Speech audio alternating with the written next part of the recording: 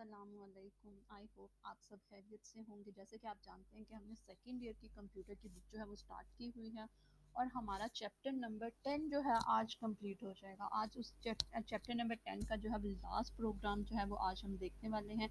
इस प्रोग्राम में क्या करेंगे, इसकी क्या लॉजिक बनाएंगे कि जो है ये हमारी स्टेटमेंट जो है इसकी देखेंगे। अब हम क्या ऐसी क्या लॉजिक बनाएंगे कि हमारे पास एरिया और सरकमफ्रेंस जो है उसका आंसर निकल सके। अगर आपने इससे पहले वाली वीडियोस नहीं ली हुई जिसमें प्री प्रोसेसर डायरेक्टिव्स और जो हमने हैश डिफाइन ये सब कुछ वाइड मेन क्या है, हमने print F function, scan F function जो है, हेडर फाइल्स और प्री प्रोसेसर डायरेक्टिव्स, इन सब के बारे में जो है वो डिटेल से जो है डिस्कस किया हुआ है। अगर आप वो पहले वो वीडियोस ले लें उसके बाद अगर आप प्रोग्राम स्टार्ट करेंगे तो देन आपको बहुत अच्छे से जो है वो समझ आने वाली है, ताकि आपको हर स्टेप का पता हो कि ये प्री प्रोसेसर डायरेक्टिव्स हमने यहाँ क्यों यूज़ किया, हेडर फाइल्स क्यों यूज़ किए, प्रिंट ऐप का फंक्शन क्या काम करता है, स्कैन ऐप का फंक्शन काम करता है। तो आप पहले वो वीडियोस देख लें, उसके बाद जो है वो आप प्रोग्रामिंग स्टार्ट कीजिएगा। चलिए जी, आज का जो प्रोग्राम है वो देख लेते हैं। प्रोग्राम को स्टार्ट करने से पहले आपसे एक छोटी सी रिक्वेस्ट है कि अगर आपने मेरे चैनल को सब्सक्राइब नहीं किया तो चैनल को सब्सक्राइब कर दें। स्टार्ट करते हैं हम अपने प्रोग्राम की स्टेटमेंट को। अब सबसे पहले हमने प्रोग्राम की स्टेटमेंट को जो है वो अच्छे से अंडरस्टैंड करना होता है कि प्रोग्राम की स्टेटमेंट क्या कह रही है। कह रहे हैं जी, राइट अ प्रोग्राम, आपने प्रोग्राम लिखना है that inputs radius of a circle from the user. आपने क्या इनपुट लेनी है, रेडियस जो है किसका, सर्कल का रेडियस जो है वो आपने लेना है। उसकी इनपुट लेनी है किससे, यूज़र से। ठीक है, जब हमने देखें जब प्रोग्राम चैप्टर 10 स्टार्ट किया तो हमने इनपुट के बारे में भी पढ़ा था, आउटपुट के फंक्शंस कौन से हैं, इनपुट के फंक्शंस कौन से हैं। जब भी हमने यूज़र से इनपुट लेनी हो तो हम कौन सा फंक्शन यूज़ करते हैं, स्कैन एफ का जो है वो फंक्शन यूज़ करते हैं। अब हमें समझ आ गई कि इस प्रोग्राम में जो है वो हमने स्कैन एफ के थ्रू जो है वो यूज़र से इनपुट लेनी है। ठीक है, कैलकुलेट्स अब देख लेते हैं हमने कैलकुलेट क्या करना है। हमने क्या क्या कुछ जो है वो फाइंड करना है, कैलकुलेट्स एरिया और सरकमफ्रेंस। ठीक है, हमने ये दो जो हैं ये दो चीज़ें हमने फाइंड करनी है, एरिया और सरकमफ्रेंस जो है वो हमने फाइंड करना है यूजिंग फार्मूला। उन्होंने फार्मूला भी बता दिया, सर एरिया का ये फार्मूला है और सरकमफ्रेंस का जो है वो आपका ये फार्मूला है। ठीक है, उसके बाद देख लें, आपको ये दोनों चीज़ें भी बता दी। हमें पता चल गया कि हमारे पास जो है वो एक वेरिएबल कौन सा होने वाला है, रेडियस वेरिएबल होने वाला है, जिसमें हमने यूज़र से एक वैल्यू लेनी है। उसके बाद हमने एरिया और सरकमफ्रेंस जो है वो फाइंड करना है। इनका जो जब एरिया फाइंड करेंगे तो उसका जो आंसर आएगा उसको भी तो हमने किसी ना किसी वेरिएबल में स्टोर करवाना है। तो इसका मतलब है कि इसको भी, इसके रिजल्ट को भी स्टोर करवाने के लिए हमें एक वेरिएबल की ज़रूरत पड़ेगी। आप वेरिएबल का नेम कुछ भी रख सकते हैं, इधर फॉर एग्जांपल मैंने एरिया ही रख दिया, और सरकमफ्रेंस का जो भी आंसर आएगा कैलकुलेट करने के बाद उसका भी आंसर हमने किसी ना किसी एक वेरिएबल में स्टोर करवाना है। उसका हमने जो भी आप सरकमफ्रेंस रखना चाहते हैं, सिर्फ रखना चाहते हैं तो वो भी आप रख सकते हैं। आप अपने हिसाब से भी वेरिएबल्स का नेम दे सकते हैं। उसके बाद देख लें, पता चल गया हमारे पास कितने वेरिएबल्स आने वाले हैं जो हमने डिक्लेयर करवाने हैं, 3।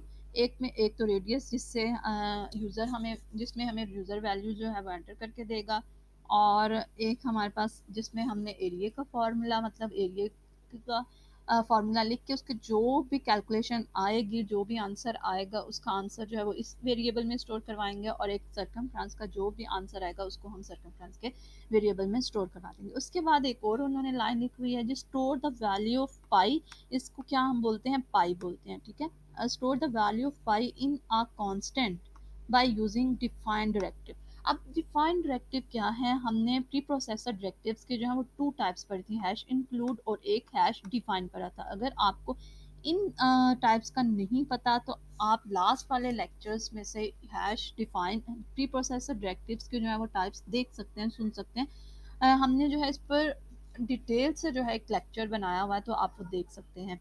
अच्छा जी, अब देख लें, हमने उन्होंने क्या कहा है कि store the value pi a constant by using defined directives. अब कह रहे हैं कि डिफाइंड डायरेक्टिव्स के थ्रू आपने क्या करना है, पाई की वैल्यू को जो है वो जो भी वैल्यू उसको स्टोर करवाना है। अब पाई की वैल्यू हमें पता है क्या होती है, 3.14। अब हमने सबसे पहले क्या हमने सबसे पहले जो सी का स्ट्रक्चर है वो हमें क्या बताता है कि सबसे पहले आपने प्री प्रोसेसर डायरेक्टिव्स लिखने होते हैं। ये हमने प्री प्रोसेसर डायरेक्टिव्स जो लिख दिए हैं, प्री प्रोसेसर डायरेक्टिव्स में हमने हेडर फाइल्स को इंक्लूड करवाना होता है। stdio.h conio.h ये हमारी क्या है, हेडर फाइल्स हैं, जिनमें हमारे पास इनपुट आउटपुट की सारी जो डेफिनेशंस हैं वो इन दो फाइल्स में लिखी जा चुकी हैं। स्कैनफ क्या फंक्शन परफॉर्म करता है, क्लियर स्क्रीन का क्या है, और जो हमारे प्रिंट एफ फंक्शन, इस तरह के जितने भी हमारे पास इनपुट आउटपुट के फंक्शंस हैं वो सारे के सारे फंक्शंस जो है वो इन टू फाइल्स में जो है वो डिक्लेयर करवा चुके हैं। ठीक है,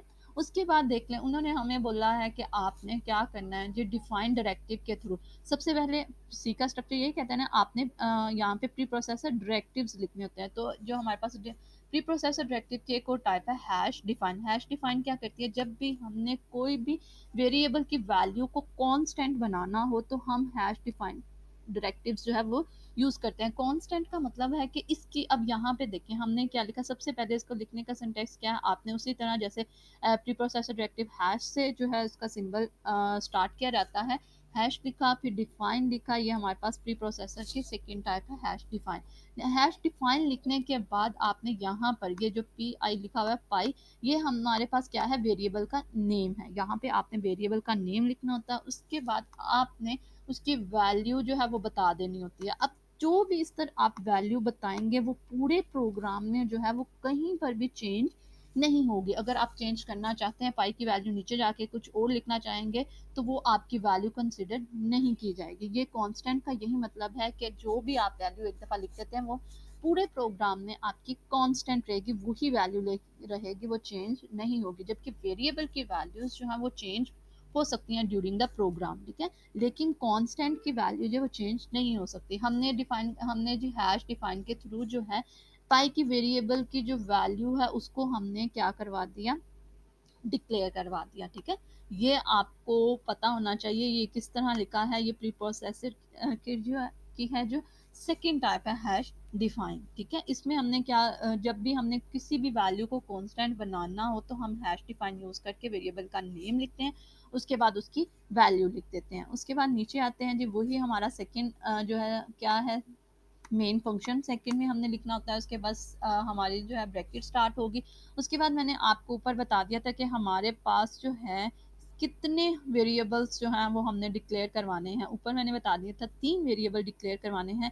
पहला कौन सा होगा जी, रेडियस का होगा। आप इसका नाम आर रख लें, रेडियस पूरा रख लें, या इसकी हाफ स्पेलिंग रख लें, या कुछ और नाम रखना चाहते हैं वो भी आप रख सकते हैं। लेकिन वेरिएबल का नेम आपने अंडरस्टूड रखना है कि जब भी आप इस प्रोग्राम को दोबारा से ओपन करें, उसको मॉडिफाई करने की कोशिश करें, तो आपको पता हो कि ये वेरिएबल किस पर्पस के लिए जो है वो यूज़ किया गया था। ठीक है, उसके बाद देख लें हमने डाटा टाइप क्या रखवाई है जी, रेडियस की। यूज़र जो है वो हमें कोई फ्लोट टाइप का भी डाटा दे सकता है। ठीक है, हमने इसकी पॉइंट्स में भी डाटा दे सकता है। ठीक है, इसलिए हमने इसकी डाटा टाइप क्या रखवा दी, फ्लोट रखवा दी। ठीक है, उसके बाद क्या है जी, उसका हमने बता दिया क्या है, हमने जो है वेरिएबल का नेम, रेडियस का वेरिएबल का नेम किससे डिक्लेयर किया, आर से, कि आर जो है ये इसमें जो है यूज़र जो है वैल्यू को एंटर करवाएगा। ठीक है, इस वेरिएबल में हम यूज़र से वैल्यू जो है वो लेंगे। उसके बाद हमारे पास दूसरा वेरिएबल कौन सा है, एरिया।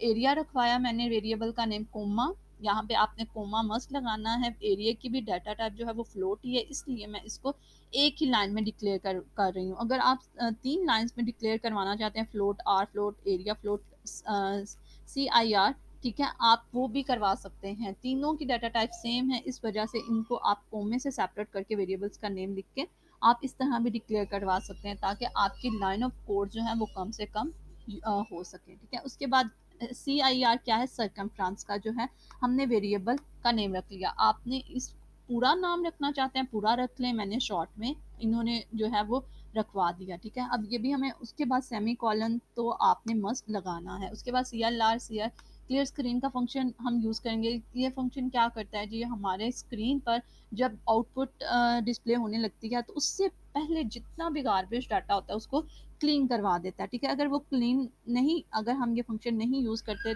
तो क्या होगा, जितना भी डाटा आपकी स्क्रीन पर पहले लिखा होगा वो भी लिखा हुआ नज़र आएगा आपको, साथ में आपके आउटपुट भी शो होगी, लेकिन आपको जो है वो पढ़ने में मुश्किल होगी कि मेरी आउटपुट कौन सी है। इसलिए हम स्क्रीन को क्लियर करवा देते हैं कि जो भी आउटपुट आए वो सिर्फ हमें हमारी ही आउटपुट शो करवाए, ठीक है। उसके बाद क्या है जी, हमें पता है कि हमने स्कैन ऐप के साथ हम प्रिंट ऐप का फंक्शन मस्ट यूज़ करते हैं ताकि हमें पता चल सके कि यूज़र ने किस किस्म का डाटा को एंटर करवाना है। प्रिंट ऐप का फंक्शन स्टार्ट किया, ब्रैकेट स्टार्ट की, डबल कोटेशन के अंदर आपने टेक्स्ट लिखना होता है। जो भी टेक्स्ट हम लिखेंगे वो एज इट इज़ आपको स्क्रीन पर शो होगा, ठीक है। उसके बाद आपने डबल कोटेशन को क्लोज कर देना है, ब्रैकेट को क्लोज करना है, उसके बाद सेमी कॉलन मस्ट लगाना है।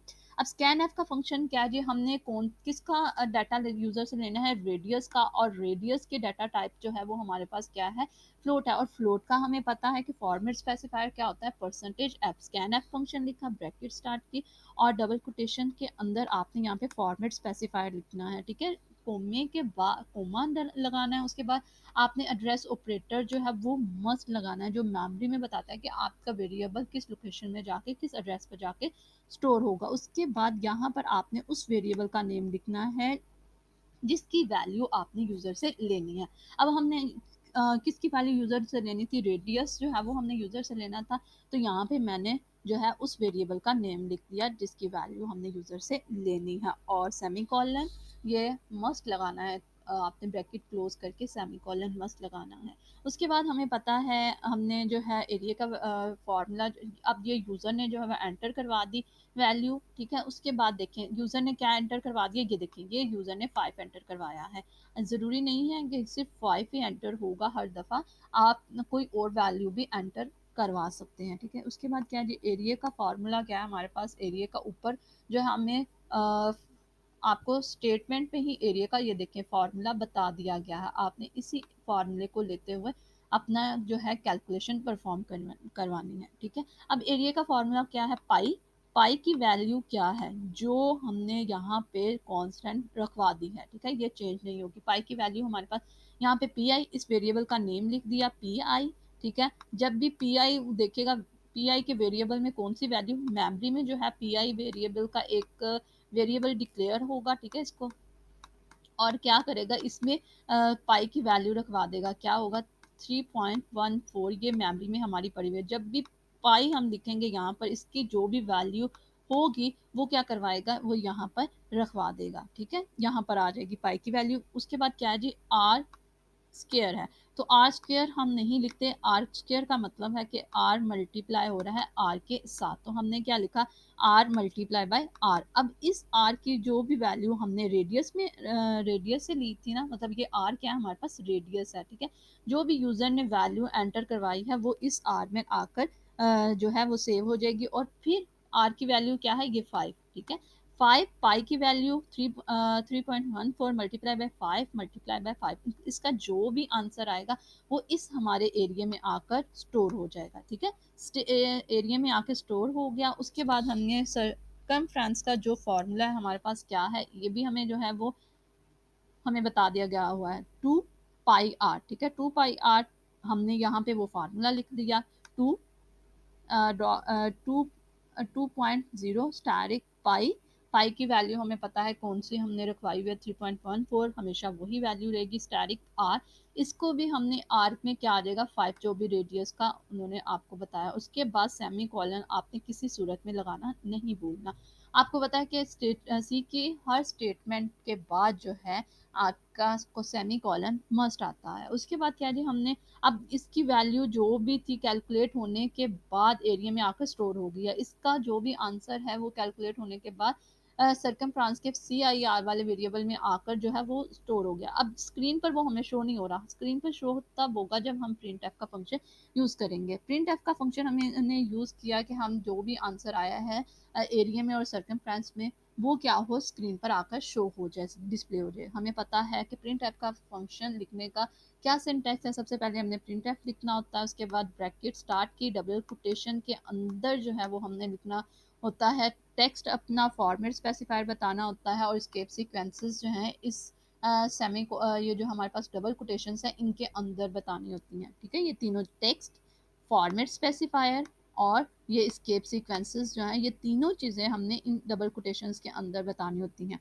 अब हमने टेक्स्ट लिखा एरिया इज़ आपको एज इट इज़ शो होगा और यहाँ पर ये हमारे पास क्या है, फॉर्मेट स्पेसिफायर। अब हमने कौन सी वैल्यू को प्रिंट करवाना है ये कोमे के बाद हमने बतानी होती है। ठीक है, किस वैल्यू को, किस वेरिएबल को हमने प्रिंट करवाना है, उसकी वैल्यू को हमने एरिया जो है वो हमारे पास वेरिएबल है, जो ये वेरिएबल है इसकी वैल्यू, एरिया वाले वेरिएबल की वैल्यू जो वो हमने स्क्रीन पर शो करवानी है। कोमे के बाद जो है वो इस यहाँ पर उस वेरिएबल का नेम लिखते हैं जिसकी वैल्यू हमने स्क्रीन पर शो करवानी है। अब एरिया की वैल्यू जो है वो हमने स्क्रीन पर शो करवानी है तो एरिया की वैल्यू यहाँ पे एरिया का वेरिएबल का नेम लिख दिया। ठीक है, उसके बाद अब देखें इसका फॉर्मेट, हमारे पास डाटा टाइप क्या है, एरिया की फ्लोट थी और हमें पता है फ्लोट का फॉर्मेट स्पेसिफाई क्या होता है, परसेंटेज एफ होता है। और ये देख लें यहाँ पे हमने परसेंटेज एफ लिखा हुआ है। अब ये परसेंटेज एफ के सेंटर में हमने फील्ड विड्थ बताई हुई है, इस पर भी जो है वो एक डिटेल में टॉपिक है, लेक्चर दे चुकी हूँ, आप वो भी देख लें कि ये 5.2 क्या काम करता है। ठीक है, 5.2 जो है वो हमारे पास फील्ड विड्थ है, इसका मतलब है कि 5 कॉलम्स हमारे पास क्रिएट होंगे और 2 का मतलब है कि हमारे पास जो भी आंसर आने वाला है, जो भी आंसर आएगा उसके पॉइंट के बाद जितनी भी वैल्यूज आएंगे उसकी फर्स्ट 2 वैल्यूज जो है वो हमने सिर्फ स्क्रीन पर डिस्प्ले करवानी है। ठीक है, और ये बैकस्लैश एन का क्या काम है, जहां पर भी आपका, जिस भी लाइन पर आपका कर्सर जो है ब्लिंक कर रहा है वहां से हट के वो आपकी नेक्स्ट लाइन पर मूव कर जाए कर्सर। ठीक है, बैकस्लैश एन का ये काम है।